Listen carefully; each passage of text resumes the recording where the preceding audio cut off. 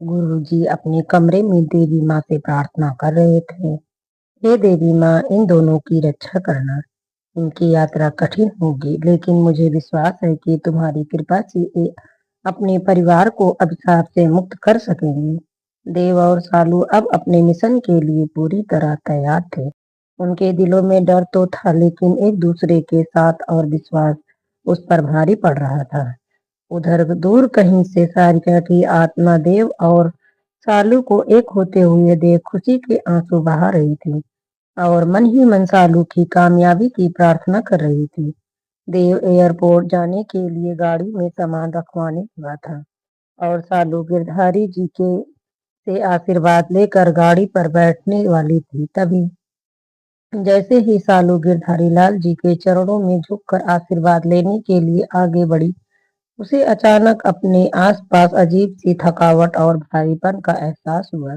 उसके कानों में एक सख्त और खतरनाक आवाज गूंजने लगी। भाग जाओ लड़की, यह रास्ता आसान नहीं है। यह तुम्हारे लिए नहीं है, अपने घर लौट जाओ। यह आवाज इतनी कड़ी और दमनकारी थी कि सालू का सिर चकरा गया। उसकी आंखों के सामने अंधेरा छाने लगा और उसका सिर दर्द से भर गया था। देव ने तुरंत सालू को थाम लिया। उसकी आंखों में चिंता झलक रही आई थी। सालू, क्या हुआ? क्या तबीयत ठीक नहीं है? अगर ठीक नहीं लग रहा तो हम आज का प्रोग्राम कैंसिल कर देते हैं। सालू ने होश संभालते हुए मुस्कुराने की कोशिश की और हल्की आवाज में बोली, नहीं देव, मैं ठीक हूँ। बस थोड़ी थकान महसूस हो रही थी। यह सफर हमारी जरूरत है, इसे रोक नहीं सकते। देव उसे सहारा देते हुए गाड़ी की तरफ लेकर आया। गाड़ी में बैठते ही सालू का ध्यान बार बार घर के दरवाजे की ओर जा रहा था, जहाँ सोया हुआ यीशु उसकी प्रतीक्षा कर रहा था। उसकी आंखें नम हो गई और मन ही मन उसने यीशु को याद करने करते हुए कहा, यीशु मेरे बेटे, मैं तुम्हारे और इस परिवार के भले के लिए जा रही हूँ। जल्द ही तुम्हें इस अभिशाप से मुक्त करके लौटूंगी। देव, सालू और विश्वास की यात्रा शुरू हुई और कुछ घंटों के सफर के बाद वे ऊटी एयरपोर्ट उतरे। वहां पहुंचने पर विश्वास ने सफर के लिए कुछ आवश्यक सामान खरीदा, कैंपिंग के लिए टेंट, खाना और आत्मरक्षा के लिए एयरगन भी, ताकि जंगली जानवरों से बचाव हो सके। ऊटी में एक रात बिताने के बाद अगले दिन वे टोडा बेटा की पहाड़ियों की ओर बढ़े, जो ऊटी से 10 किलोमीटर दूरी थी। टोडा बेटा एक सुंदर पर्यटन स्थल था, लेकिन वहां से आगे का रास्ता चुनौतीपूर्ण। उन घने जंगलों में देवी का मंदिर कहीं छुपा हुआ था और उस मंदिर को ढूंढना ही उनका लक्ष्य था। विश्वास ने अपने आसपास का मुआयना किया और देव से बोला, हम सब कुछ तो ले आए हैं, लेकिन आगे का रास्ता तो कहीं दिख ही नहीं रहा। इतने सामान के साथ घने जंगल में जाना संभव नहीं है। देव ने भी सिर हिलाया और चिंतित स्वर में कहा, हाँ विश्वास, सरकार ने इन जंगलों में जाने का पर रोक लगाई है, खासकर उन कबीले वालों के कारण जो बाहरी लोगों को पसंद नहीं करते। कुछ ही देर में ऊटी की स्थानीय पुलिस को भी उनके इरादों का पता चल गया। एक पुलिस अधिकारी ने उन्हें सख्त चेतावनी दी, यह इलाका यूनेस्को संरक्षित है और यहाँ आना गैर कानूनी है। वहाँ जाने का कोई मतलब नहीं है। आप लोग वापस लौट जाइए। पुलिस की नसीहत के बाद देव, सालू और विश्वास को वापस ऊटी लौटना पड़ा। होटल में बैठकर वे थके हारे और निराश महसूस कर रहे थे। सालू ने खुद से सवाल किया, क्या हम इतनी आसानी से हार मान लेंगे? इतने दूर आकर क्या खाली हाथ लौट जाना ही सही है? सालू ने थोड़ी देर सोचने के बाद दृढ़ता से कहा, नहीं, हमें एक और कोशिश करनी होगी। इतने लोग यहाँ आए हैं तो जंगल के अंदर जाने का कोई रास्ता तो जरूर होगा। हमें यह रास्ता किसी स्थानीय लोगों से ही पता चलेगा। अगले दिन देव, सालू और विश्वास ने ऊटी के कुछ स्थानीय लोगों से बातचीत करने का निर्णय लिया। गांव के पास की दुकानों में वे उन लोगों से मिले जो जंगली इलाकों से सामान लाते थे। घंटों की पूछताछ के बाद एक सब्जी बेचने वाले बूढ़े आदमी से उनकी मुलाकात हुई। वह जंगल से जंगली सब्जियां और फल लाया करता था। देव ने उसके पास जाकर नम्रता से पूछा, बाबा, हम लोग देवी माँ के मंदिर तक पहुँचना चाहते हैं। सुना है वह जंगल के भीतर कहीं छुपा हुआ है। क्या आप उस जगह तक पहुँचने का कोई तरीका सब जानते हैं? बूढ़े आदमी ने उनकी ओर देखा और गहरी सांस लेते हुए बोला, तुम लोग इतने दूर से आए हो, इसका मतलब तुम्हारे इरादे मजबूत हैं। पर बेटा, उस जंगल में जाने का मतलब मौत को बुलाना। कई लोग गए हैं लेकिन लौटे नहीं। सालू ने दृढ़ता से जवाब दिया, बाबा हम जानते हैं कि यह आसान नहीं है, लेकिन यह हमारे परिवार के अभिशाप को खत्म करने का सवाल है। हम इसके लिए कुछ भी करेंगे। बूढ़ा आदमी उनकी बातें सुनकर गंभीर हो गया और बोला, अगर तुमने ठान ही लिया है तो मैं तुम्हें रास्ता बताऊंगा, लेकिन सावधान रहना। जंगल का यह हिस्सा खतरनाक है और एक बात ध्यान रखना, यहाँ के आदिवासी बाहरी लोगों को पसंद नहीं करते। अगर रास्ते में उनसे सामना हो जाए तो शांति से रहना, वरना। विश्वास ने बूढ़े का आशय समझते हुए कहा, बाबा हम आपकी बात समझ गए हैं। आपका आशीर्वाद हमारे साथ रहे तो हमें कोई नहीं रोक सकता। बूढ़े आदमी ने उनके चेहरे पर निश्चय की झलक देखी और हौले से मुस्कुराया। उसने जंगल में जाने का एक गुप्त रास्ता बताया। जी, एक सकरी पगडंडी से होकर जाता था। उसने उन्हें बताया कि वहां से आगे घना जंगल है और रास्ता काफी मुश्किल होगा। देव, सालू और विश्वास ने एक दूसरे की ओर देखा। उनमें अब जोश और आत्मविश्वास लौट आया था। सालू ने देव का हाथ थाम कर कहा, हम इसे कर सकते हैं देव। अगर हम साथ हैं तो हर मुश्किल का सामना करेंगे। देव ने उसके हाथ पर अपना हाथ रखा और उसकी आंखों में देखा। हाँ सालू, यह सफर कठिन है, लेकिन तुम्हारे साथ मैं हर चुनौती का सामना करने के लिए तैयार हूँ। रास्ते का पता चलते ही उनकी मन में उम्मीद जागी। वे अगले दिन उसी बूढ़े के बताए रास्ते पर निकलने की तैयारी करने लगी। रात में सोने से पहले सालू वॉशरूम गई तो उसे ऐसा एहसास हुआ जैसे बाहर लॉन में खड़ा कोई उनके कमरे की ओर घूर रहा है। सालू ने वॉशरूम की खिड़की के पास जाकर उस व्यक्ति को ध्यान से देखा। वह कुछ पुराने समय की वेशभूषा धारण किए हुए था। सालू को वह बहुत ही कड़ी नजरों से घूर रहा था। उसे देखकर सालू पूरा शरीर डर के मारे ठंडा पड़ गया। सालू वहां से भागते हुए वापस अपने कमरे में आ गई। देव, देव कोई आदमी है लॉन में जो हमारी ओर घूरे जा रहा है। सालू को बदबड़ा देखकर देव भी घबरा गया और उस आदमी को देखने के लिए भागकर बाहर बरामदे में आया। उसने लॉन में देखा तो रात का अंधेरा घना था और हर तरफ खामोशी छाई हुई थी। सालू को अचानक ऐसा महसूस हुआ जैसे वॉशरूम के बाहर लॉन में कोई उसे घूर रहा। उसे एक अजीब सी ठंडी सनसनाहट ने घेर लिया। डर और बेचैनी में यह भागकर बेडरूम में आई और हाँफते हुए देव का, देव बाहर लॉन में कोई खड़ा है, उसने मुझे घूरा। बहुत ही अजीब सा। देव ने उसे शांत कराने की कोशिश की। सालू, हो सकता है तुम्हें वहम हुआ हो। इस जंगल में हम सब वैसे ही थोड़े डरे हुए हैं। सालू ने दृढ़ता से कहा, नहीं देव, मैं सच कह रही हूँ, मुझे भ्रम नहीं हुआ था। उसने मुझे ठंडी कड़ी नजरों से देखा। देव उसकी बात पर विश्वास करते हुए बाहर बरामदे की ओर बढ़ा, लेकिन लॉन में कोई नहीं था। थोड़ी देर तक देखता रहा, फिर वापस आकर सालू से कहा, वहाँ कोई नहीं है। अगर कोई होता तो इतनी जल्दी कहाँ गायब हो जाता। सालू की चिंता अभी शांत भी नहीं हुई थी कि दरवाजे की घंटी बज उठी। देव ने दरवाजा खोला। सामने विश्वास खड़ा था। उसका चेहरा भी डरा हुआ और उलझन भरा था। देव ने उसकी स्थिति देखकर पूछा, विश्वास क्या हुआ? तुम इतने डरे हुए क्यों हो लग रहे हो? विश्वास ने हिचकिचाते हुए बताया, भैया मैंने लॉन में एक आदमी को देखा जिसने पुराने जमाने के कपड़े पहने और वह हमारी तरफ देख रहा था। उसके चेहरे पर एक सख्त निगाह थी। वह ऐसा लग रहा था जैसे देव और सालू ने एक दूसरे की ओर देखा। अब यह संयोग नहीं था। देव ने होटल के मैनेजर को फोन करके सुरक्षा की व्यवस्था का अनुरोध किया। मैनेजर ने आश्वासन दिया कि वह पूरी कोशिश करे कि ऐसा कुछ दोबारा ना हो। अगले दिन सुबह वे जंगल के अंदर जाने की तैयारी में जुट गए। विश्वास ने कुछ घोड़ों की व्यवस्था कर ली थी ताकि उनका सामान लाद कर ले जाया जा सके। उन्हें जंगल के अंदर जाने के लिए एक गाइड की भी जरूरत थी, जिसे ढूंढने के बाद काफी मुश्किल से उन्हें केशव नाम का एक व्यक्ति तैयार मिला। केशव ने शुरुआत में अनिच्छा जताई थी, लेकिन विश्वास की विनती सुनने के बाद वह उनके साथ चलने को तैयार हो गया। उसने उन्हें बताया कि एक आदिवासी कबीले के मुखिया से उसकी दोस्ती है और यह वहां उन्हें थोड़ी आराम करने की जगह भी दिलवा सकता है। देव, सालू और विश्वास केशव के साथ जंगल की पगडंडी पर धीरे धीरे आगे बढ़ने लगे। रास्ते में चलते चलते केशव उनके साहस से प्रभावित हुए। उसने कहा, आप लोग निडर होकर यहाँ आए हैं। यही देखकर मैंने आपको अपना दोस्त माना। मैं आपको उस कबीले के मुखिया से मिलवाऊंगा जो जंगल के बीच में बसता है।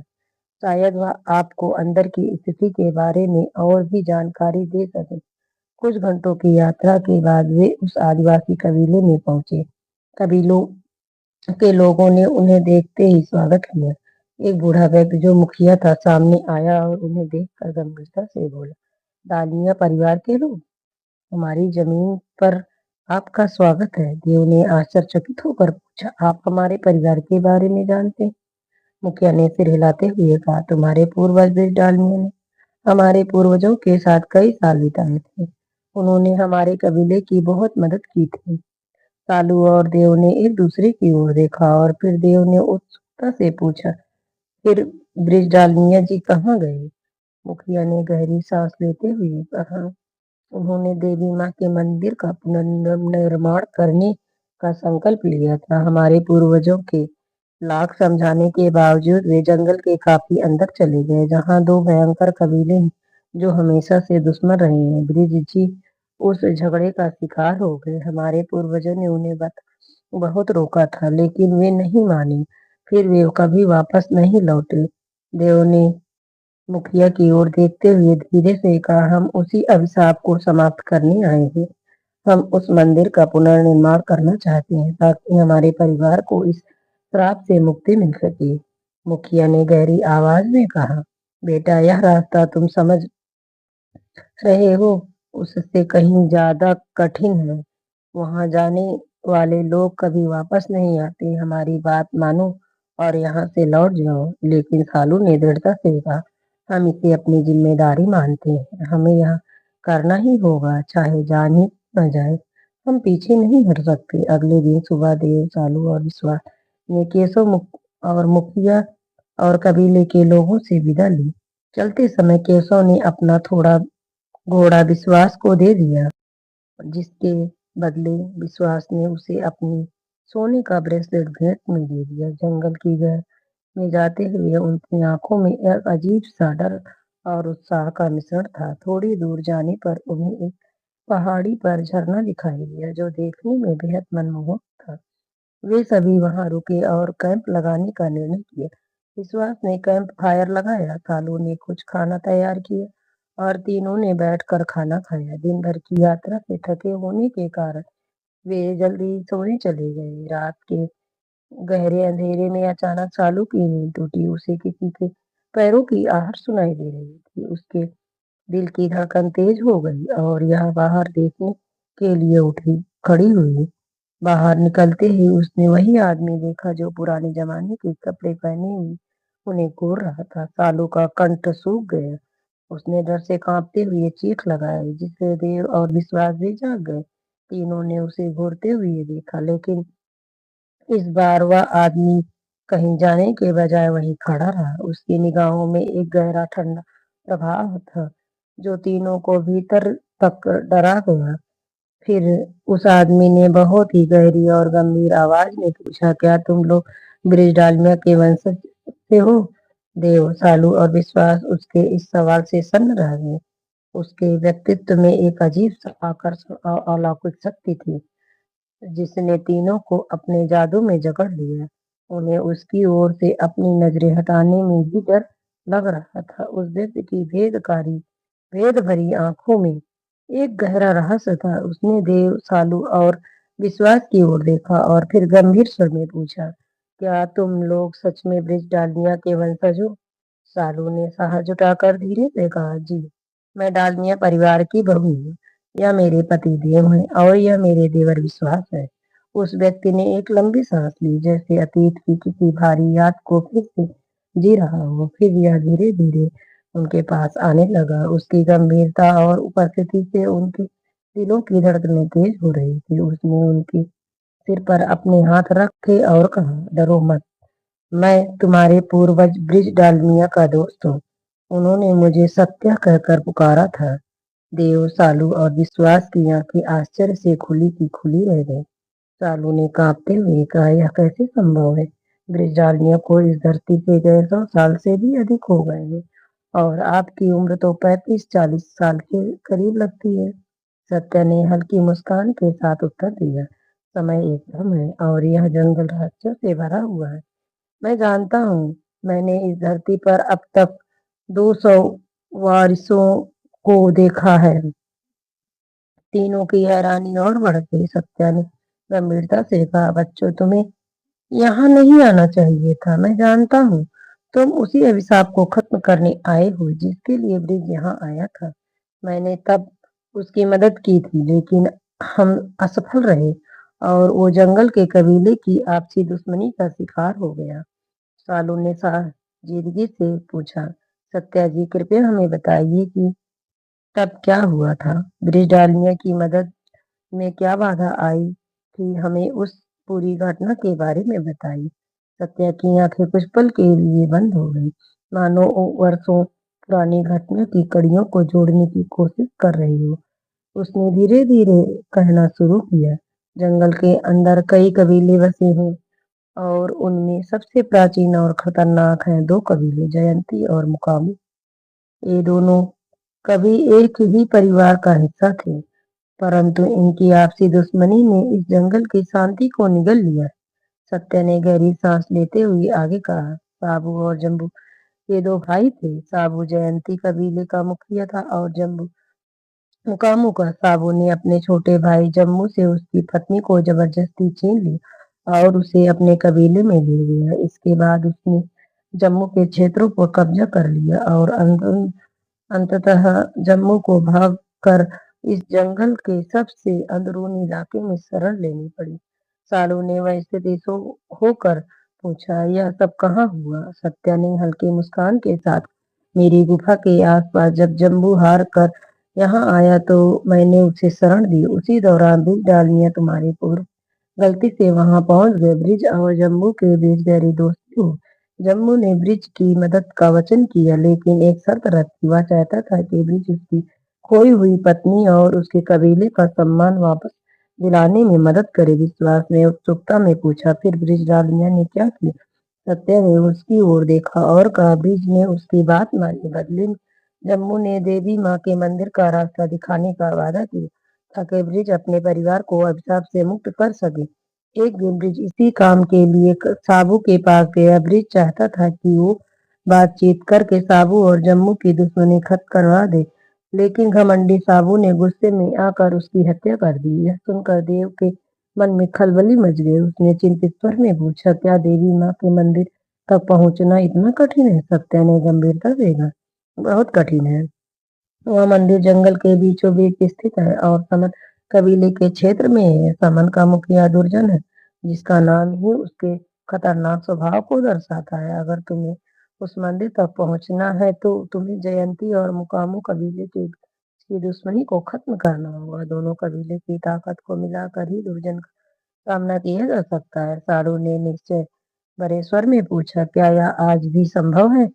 क्या साबू और जम्बू आज भी जीवित हैं? सत्या ने हल्की मुस्कान के साथ कहा, हाँ वे दोनों आज भी जीवित हैं और आज भी वही दुश्मनी बरकरार है। तुम्हें भी इसी संघर्ष का सामना करना पड़ेगा। देव ने विश्वास की ओर देखते हुए कहा, यह तो वाकई बहुत खतरनाक है। हम यहाँ क्या कर रहे हैं? सत्या ने धीमे स्वर में सालू से कहा, यही कारण है कि मैंने तुम्हें बार बार यहाँ आने से मना किया था। मैं तुम्हारी ममता का आदर करता हूँ सालू, लेकिन यह रास्ता बहुत कठिन है। सालू ने आश्चर्य से, आपने हमें रोकने की कोशिश कब की थी? सत्या ने मुस्कुराते हुए कहा, याद है वह आवाज जो बार बार कह रही थी कि तुम भाग जाओ, यहाँ मत आओ? वह आवाज मेरी ही थी। मैंने अपनी मानसिक शक्ति का प्रयोग करके तुमसे संपर्क साधने का प्रयास किया था। मैं तुम्हें इस कठिन राह से बचाना चाहता था। सत्या का यह उत्तर सुनकर सालू स्तब्ध रह गई। उसकी आंखों में अजीब सी चिंता थी, पर उसका निश्चय उतना ही मजबूत था। सत्या की बातों ने उसकी हिम्मत को और भी मजबूत बना दिया। लेकिन तभी सत्या के चेहरे पर गहरी गंभीरता आ गई। उसने अपने दो हाथों से तीनों को जोर का धक्का दिया और वे घबराहट में पीछे की ओर गिर पड़े। तीनों की जीभ निकल गई और उन्होंने भय और आश्चर्य से सत्या की तरफ देखा। तभी अचानक सत्या का चेहरा कठोर हो गया और उसने कहा, अब समय नहीं है, जो भी करना है उसे शीघ्रता से करना होगा। देवी माँ का आशीर्वाद तुम्हारे साथ रहे और तुम्हारे दिल में साहस बना रहे। आगे की राह पर केवल तुम्हारी शक्ति और एकाग्रता ही तुम्हें बचा सकती है। और ये शब्द कहने के साथ ही सत्या की आकृति धीरे धीरे धुंधली होने लगी, मानो वह किसी अदृश्य शक्ति के साथ विलीन हो रहा हो। और रात की गहरी खामोशी में सत्य हवा में धीरे धीरे विलीन हो गया। और यह देखकर देव, सालू और विश्वास हैरान रह गए। उनकी आंखों में अविश्वास और मन में भय का संगम था। सत्या की आकृति के गायब होने के बाद दोनों ने राहत की सांस ली, लेकिन मन में अब भी सवाल था कि आखिर सत्या ने उन्हें क्यों धक्का दिया था। उन्हें हल्की ठंड महसूस हो रही थी। वे कैंप के पास ही जलाई गई आग के पास बैठ गए। तीनों के बीच काफी देर तक खामोशी छाई रही। आखिरकार सालू ने चुप्पी तोड़ते हुए कहा, साथ 200 साल से भी अधिक उम्र का है। वह हवा में विलीन हो सकता है, समय के आर पार देख सकता है, पर उसने हमें धक्का क्यों दिया? इसका जवाब किसी के पास नहीं था। सभी सोच में पड़े रहे, मानो किसी गहरे रहस्य के जाल में उलझ गए थे। धीरे धीरे सुबह की हल्की रोशनी फैलने लगी। जैसे ही उनकी नजरें अपने कैंप की ओर गई, देव ने देखा कि उनके तंबू में कुछ तीर धसे हुए थे, जिनकी स्थिति देखकर यह पता चल रहा था कि किसी ने उन्हें छुप कर दाईं ओर से चलाया था। विश्वास ने स्थिति को भांपते हुए और आसपास के माहौल का जायजा लेते हुए समझाया, मुझे लगता है कि जब सत्या ने धक्का मारा उसी वक्त हम पर हमला हुआ था और सत्या ने हमें धक्का देकर गिराया ताकि वह तीर हमें न लगे, और शायद इसीलिए वह अचानक गायब हो गए, जिससे कि हम पर हमला करने वालों को दूर ले जा सके। तीनों इसी चर्चा में लगे थे कि अचानक उन्हें सामने से कुछ आदिवासी धनुष और तीर लिए आते दिखाई दिए। उनमें से एक बुजुर्ग, जो उनके मुखिया जैसा लग रहा था, उसने पास आकर विनम्रता से अभिवादन करते हुए कहा, सत्या ने मुझे आपके पास भेजा है, आप हमारे साथ चलें। देव, सालू और विश्वास ने एक दूसरे की ओर देखा। थोड़ी घबराहट उनके चेहरे पर साफ झलक रही। देव ने साहस जुटाकर पूछा, आप कौन हैं और सत्या हमें क्यों बुला रहे हैं? बुजुर्ग व्यक्ति ने मुस्कुराते हुए उनकी घबराहट को भांप लिया और शांत स्वर में बोला, डरिए मत, हम लोग मुकामो कबीले से हैं और मैं उनके मुखिया जम्मू का सेना नायक हूँ। सत्या ने आप लोगों को अपनी गुफा में बुलाया है, जल्दी चलिए, क्योंकि यहाँ जयंती कबीले के लोग किसी बाहरी व्यक्ति को देखते ही हमला कर देते हैं। वे आदमखोर हैं। यह सुनकर तीनों की रीढ़ में सिरहान दौड़ गई। जल्द ही उन्होंने अपना सामान समेटा तो घोड़े पर लादा और आदिवासियों के साथ जंगल की ओर बढ़ चले। घना जंगल जैसे एक नई दुनिया में ले जा रहा था और हर कदम पर उनका दिल धड़क रहा था। गुफा में पहुंचते ही जम्मू और मुकामों के आदिवासियों ने उनका गर्मजोशी से स्वागत किया। सत्य भी यहाँ उनकी प्रतीक्षा कर रहे थे। थोड़ी देर में भोजन या औपचारिकता के बाद सभी कबीलों के बुजुर्ग गुफा के अंदर एक महत्वपूर्ण बैठक के लिए इकट्ठा हुए। सत्य ने वे गंभीरता से सबको संबोधित किया, आज हमें एक महत्वपूर्ण निर्णय लेना है। समन कबीले को पराजित किए बिना हम देवी माँ के मंदिर का पुनर्निर्माण नहीं कर सकते और इसके लिए हमें जयंती कबीले का साथ चाहिए। हमें या तो साबू से संधि करनी होगी या फिर उसे मार कर जयंती कबीले को अपने पक्ष में करना होगा। जम्मू ने थोड़ी चिंता से कहा, साबू मेरी पत्नी को कभी वापस नहीं करना चाहता और ना ही हमारे कबीले की छीनी गई जमीन लौटाने के लिए तैयार है। सालू ने साहस भरे शब्दों में कहा, मैं साबू से बात करने जाऊंगी, हो सकता है वह मेरी बात सुन ले। देव और विश्वास ने तुरंत उसे मना कर दिया, लेकिन सत्या ने कहा, सालू सही कह रही है, यहाँ के कबीले के नियम है कि योद्धा किसी स्त्री की हत्या नहीं करते। खतरा बस इतना रहेगा कि साबू उसे बंदी बना सकता है। देव और विश्वास भी सालू के साथ जाने की जिद करने लगे, लेकिन जम्मू ने समझाया यह उचित नहीं होगा। साबू महिलाओं के साथ अधिक सम्मान से पेश आता है, पर वह बाहरी पुरुषों को अपना शत्रु मानता है। आखिरकार तय हुआ कि मुकामू कबीले की कुछ योद्धा महिलाओं के साथ जाएंगी। देव और विश्वास ने कलेजे पर पत्थर रखकर उसे जाने की अनुमति दी।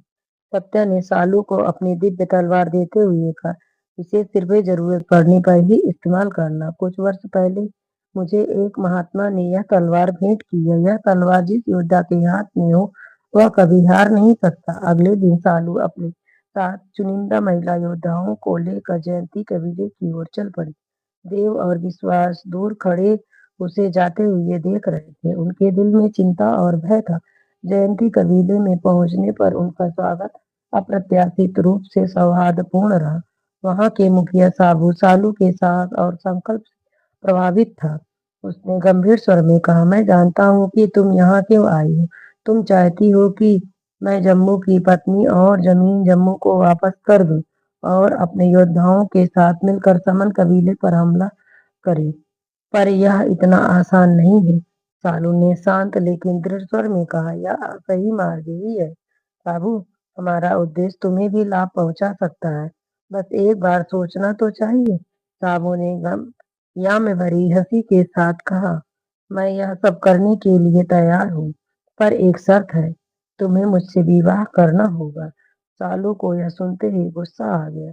उसने कठोर स्वर में उत्तर दिया, अगर तुम मुझे युद्ध में हरा पाते हो तो मैं तुम्हारी शर्त मान लूंगी, लेकिन पहले यह साबित करना होगा कि तुम मुझसे जीत सकते हो। सालू के अंदर इतना साहस उस दिव्य तलवार और उसके मकसद की वजह से आया था। साबू उसकी बात पर अट्टहास करता हुआ बोला, तुम एक स्त्री हो और तुम्हें हराना मेरे लिए बच्चों का खेल है। और इसी तरह दोनों के बीच एक भयंकर युद्ध शुरू हो गया। सालू सत्य की दी हुई दिव्य तलवार से मुकाबला कर रही थी। साबू ने अपने पूरे बल के साथ उस पर वार करना शुरू कर दिया। कभी सालू भारी पड़ती तो कभी साबू।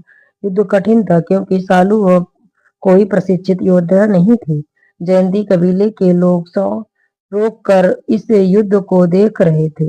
दूसरी ओर सत्य कपीश्वर गुफा में समाधि में बैठा अपनी आध्यात्मिक शक्तियों से सालू का समर्थन कर रहा था। सालू का साहस कमजोर नहीं पड़ा, लेकिन जैसे ही उसका पैर फिसला तलवार उसके हाथ से छूट गई। साबू ने यह मौका देखा और अपनी तलवार लेकर उसकी ओर तेजी से बढ़ा। सालू की गर्दन के करीब लगाकर आते हुए सत्य अचानक समाधि से बाहर निकलते हुए बुदबुदाया, नहीं, यह अनहोनी नहीं हो सकती। तलवार और सालू की गर्दन के बीच बस कुछ ही दूरी बाकी थी। तभी एक चमकती हुई ऊर्जा की लहर ने साबू के हाथों से तलवार छीन ली। सालू ने ऊर्जा की आती दिशा की तरफ मुड़कर देखा। सत्या गुफा से दूर बाड़े हाथ उठाए ध्यान मग्न थे। उनकी आंखों से निकलते तेजस्वी किरणों ने साबू को जड़वत कर दिया। सत्या की आवाज गूंजी, सत्य की शक्ति से बड़ा कोई अस्त्र नहीं साबू, तुम्हारा अहंकार तुम्हारा विनाश करेगा। सालू ने जल्दी से तलवार उठाई और साबू के सीने पर रख दी। हार मान लो, नहीं तो। साबू की नजरें डगमगाई। उसने देखा मुकामू कबीले की योद्धाएं और जम्मू के लोग गुफा के पीछे से आ रहे हैं। साथ में देव और विश्वास भी थे। साबू समझ गया कि अब वह हार चुका है। ठहरिए, साबू ने स्वीकार किया, तुम्हारे साहस के आगे मैं हार चुका हूँ। तो फिर जम्मू की पत्नी और जमीन लौटा दो। साबू ने अपनी आदमियों को आदेश दिया, जम्मू की पत्नी और जमीन लौटा दो और अब समन कबीले के खिलाफ हम साथ ही लड़ेंगे। सालू ने साबू के सीने से तलवार हटाते हुए पूछा, और मेरे साथ तुम्हारी विवाह की शर्त? तुम्हारी निडरता ने मुझे सबक सिखा दिया है, तो शर्त रह गया। साबू ने हंसते हुए कहा, फिर दोनों कबीलों ने मिलकर समन कबीले पर हमला किया। सत्या के मार्गदर्शन और दिव्य तलवार की शक्ति समन कबीला बुरी तरह से पराजित हुआ। देव ने तीनों कबीलों के सरदारों की एक बैठक बुलाई और उनसे देवी माँ के मंदिर के पुनर्निर्माण की बात की, जिसे उन सभी सरदारों ने स्वीकार कर लिया और देवी माँ के मंदिर का पुनः शुरू हुआ। उसके नींव में पहला पत्थर देव और सालू के हाथों से ही सत्या ने पूरे विधि और विधान के साथ रखवाया और फिर तीनों कबीलों ने एक साथ एक एक पत्थर रखे। फिर तीनों कबीलों के लोगों के सहयोग और सालू और देव की देखरेख में देवी माँ का मंदिर जल्द ही बनकर तैयार हो गया। नए मंदिर में माँ की प्रतिमा की स्थापना सत्या ने देव और सालू के हाथों कराने के बाद सालू को वह अभिमंत्रित तलवार देते हुए कहा, यह अब तुम्हारी है, इसे अपने घर पूजा घर में माँ की मूर्ति के सामने रखना और रोज माँ की पूजा के बाद इसकी भी पूजा कर। जब तक यह तलवार तुम्हारे परिवार में रहेगी तुम्हारे परिवार पर कोई आफत नहीं आएगी। बहुत बहुत धन्यवाद आपका। कहकर सालू ने अपने दोनों हाथों से आदरपूर्वक तलवार लेकर सत्या को पैर छू प्रणाम कर लिया। अगर आपकी आज्ञा हो तो हम अपने घर के लिए यहाँ से प्रस्थान करें। देव ने सत्या को प्रणाम करते हुए कहा, नहीं अभी नहीं। तभी देव ने पास खड़ा विश्वास बोल पड़ा। विश्वास की बात सुन सत्या, देव और सालू दोनों चौंक गए। लेकिन तुम सब अब यहाँ रुक कर क्या करोगे? सत्या ने गहरे आश्चर्य से पूछा, हमें यहाँ से जाने से पहले आपके बारे में जानना है कि आप कौन है और आपने हमारी इतनी मदद क्यों की। विश्वास का प्रश्न सुन सत्या के चेहरे पर मुस्कुराहट फैल गई। उसने कहा, ठीक है, मंदिर के बाहरी चबूतरे पर बैठते हैं। जब सभी मंदिर के बाहरी चबूतरे पर सत्या के आसपास आकर बैठ गए तो सत्या ने कहना शुरू किया, मैं इस मंदिर का प्रथम पुजारी था और बहुत निष्ठा से बिना किसी मांग के रोज माँ की पूजा किया करता था। एक दिन माँ ने मेरी निष्ठा से प्रसन्न हो मुझे अमृत का वरदान दे दिया, इसीलिए मैं आज तक जीवित हूँ। फिर आपने हम सबको उस समय धक्का क्यों दिया था? देव ने आश्चर्य से पूछा, क्योंकि तुम तीनों की माँ के मंदिर के पुनर्निर्माण संघर्ष से जोड़ना था और तभी तुम्हारे खानदान अभिशाप भी खत्म हो सकता। सालू देवी बेटी, तुम्हारे धैर्य और साहस ने ही तो तुम्हें ये सब असंभव को संभव बना दिया। इतना कहकर सत्या हवा में विलीन हो गए। ओ विश्वास, तो विश्वास, अब हम सब ही यहाँ से चले? देव ने मुस्कुराते हुए विश्वास से पूछा, जी भैया, पर इस जंगल से निकलने का रास्ता मैं भूल गया हूँ। तभी किसी की आवाज गूंजी, आप सब मेरे पीछे आइए। देव, सालू और विश्वास तीनों इस आवाज से चौंक गए और आवाज की दिशा में मुड़कर देखा तो वहां साबू खड़ा मुस्कुरा रहा था। तीनों साबू की मदद से जंगल से बाहर की तरफ जाने लगे। तभी अचानक सालू को एक जानी पहचानी खुशबू ने घेर लिया। सालू ने ठिठक कर चारों तरफ देखा तो उसके एक तरफ सारिका मुस्कुराती हुई खड़ी थी। उसने हाथ जोड़ हिलाकर सालू से कहा, जिसे केवल सालू ने ही सुना, लेकिन मेरी आत्मा आज तृप्त हुई। सालू, तुमने मेरे लिए भी मुक्ति का मार्ग खोल दिया। अब मैं शांति से इस दुनिया में खुश रहूंगी। मेरी आत्मा जब गहरी शांति में लीन हो जाएगी और मैं अब तुमसे नहीं मिल सकूंगी। मेरे यीशु का ख्याल रखना, उसे खूब सारा प्यार देना। इतने दिनों से तुमसे अलग रहकर वह काफी परेशान रहा है। सारिका की बात सुनकर सालू को यीशु की याद आने लगी और मन उसे अपने कलेजे से लगाने को तड़प उठा। उसने भी सारिका को हाथ हिलाकर विदा करते हुए कहा, यीशु मेरा ही बेटा है, तुम अपनी दुनिया में अब खुश रहो। इस बीच देव और विश्वास बातें करते हुए आगे बढ़ गए थे, लेकिन चलते हुए अचानक देव को एहसास हुआ कि सालू उनके साथ नहीं है। उसने पलट कर पीछे देखा तो सालू एक तरफ देखकर हाथ हिलाते हुए कुछ बोल रही थी और उसकी आंखों में आंसू भरे हुए थे। देव पलक लपक कर सालू के पास आया और आश्चर्य से उससे बोला, क्या हुआ सालू, किससे बातें कर रही हो और तुम्हारी आंखों में आंसू कैसे? नहीं, किसी से नहीं, मुझे यीशु की बहुत याद आ रही है। सालू ने अपने आंसू पोंछते हुए कहा, हाँ सालू, इतने दिनों तक हम डैड और यीशु के संपर्क में भी नहीं रह पाए। मुझे भी उनकी बहुत याद आ रही है। जंगल से निकलते ही बिना कहीं रुके हम एयरपोर्ट जाएंगे। मैं भी अब जल्दी से जल्दी घर पहुंचना चाहता हूँ। और 2 दिनों बाद अब देव, सालू और विश्वास घर पहुंचे तो सालू दौड़कर यीशु के कमरे में गए। उसे आया के पास से लेकर अपने कलेजे में लगाने और प्यार करने लगी। दूसरी तरफ देव और विश्वास ड्राइंग रूम में बैठ गिरधारी लाल जी को अपनी लड़ाइयों और जीत के किस्से सुनाने लगे। इसी प्रकार देव और सालू यीशु के जीवन की नई शुरुआत हुई। कहानी यहीं पे समाप्त होती है। दोस्तों, आपको कहानी कैसी लगी कृपया कमेंट में बताएं और वीडियो को लाइक शेयर और चैनल को सब्सक्राइब करें। धन्यवाद दोस्तों।